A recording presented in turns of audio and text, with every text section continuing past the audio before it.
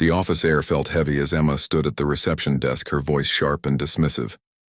"We don't need someone like you," she said, pushing a job application back across the counter with two perfectly manicured fingers. The lobby stilled. A few employees glanced over, uncomfortable, sensing the humiliation unfolding. The man she rejected, Caleb Ford, stood silent, his expression unreadable, holding the papers she'd shoved toward him. He looked calm, almost strangely unbothered, but Emma mistook his quiet for weakness. "You're not qualified. You're wasting my time," she added, her tone dripping superiority. His hands didn't tremble. Hers did, though she didn't realize it yet. Caleb Ford had grown up far from privilege. Raised by a single mother who worked double shifts at a diner, he had learned early how to make something out of nothing. He started working at 14, saving every dollar he could. After dropping out of college due to financial struggles, he taught himself business, coding, management, anything he needed. Slowly, he built a small tech startup from his apartment. It was messy, crowded, full of late nights and cheap instant noodles, but it was his. And eventually it grew.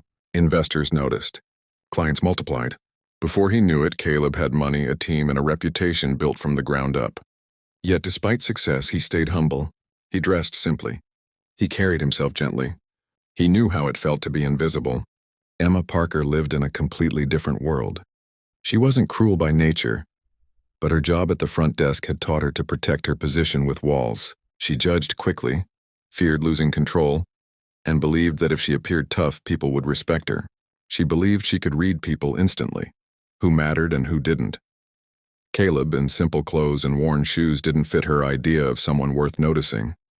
The environment around her wasn't heartless, but it was hectic.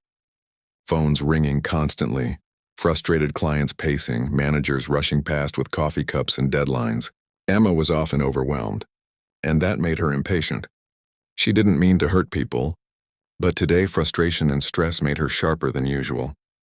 Caleb's quiet demeanor only made her more irritated. "Look," she said, lowering her voice but not her tone. "You can try somewhere else, but not here." "Not today," Caleb nodded.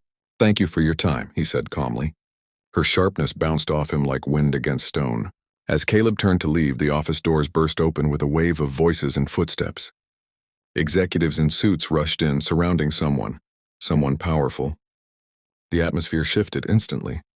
Emma stood straighter, smoothing her hair, already preparing a polite smile. But then she froze.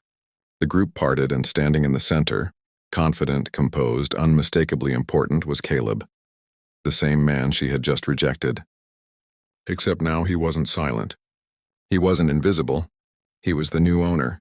Emma's breath caught in her throat. Caleb scanned the lobby, and his eyes found hers. Not angry, not smug, just deeply disappointed. The executive smiled nervously. "Mr. Ford, we're honored to have you."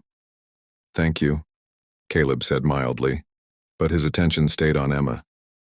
Her stormy eyes widened, and her cracked voice barely whispered, You're the new owner?" "Yes," he replied gently. "And I think we need to talk about how people are treated here." The lobby fell silent. Emma felt her cheeks burn hotter than ever before. I didn't know." "You didn't need to know," Caleb said softly. "Respect shouldn't depend on titles." The words hit harder than any scolding could. She looked down, trembling, realizing the weight of her actions. No laughter now. No sharp comments. Just quiet accountability. Caleb didn't fire her. He didn't humiliate her the way she'd humiliated him. Instead, he called her aside to talk privately. "Everyone makes mistakes," he said. "But what matters is what you do next." Emma's voice cracked. "I'm sorry," he nodded. "Then let's start fresh." The days that followed marked a shift. Training sessions for kindness, clearer communication, a culture built on respect, not fear. Emma changed too. She greeted people warmly, listened more, judged less. She became someone she was proud of, not someone she performed. And Caleb? He worked quietly, leading with calm strength. One afternoon, she passed his office door and he smiled at her, not with judgment but with genuine encouragement. She smiled back. In the end, the woman who rejected him learned that humility is a gift. And the man she dismissed proved that real power never needs to shout. Because sometimes the people we underestimate are the ones who rise the highest, and sometimes the greatest kindness comes from those who have suffered the most.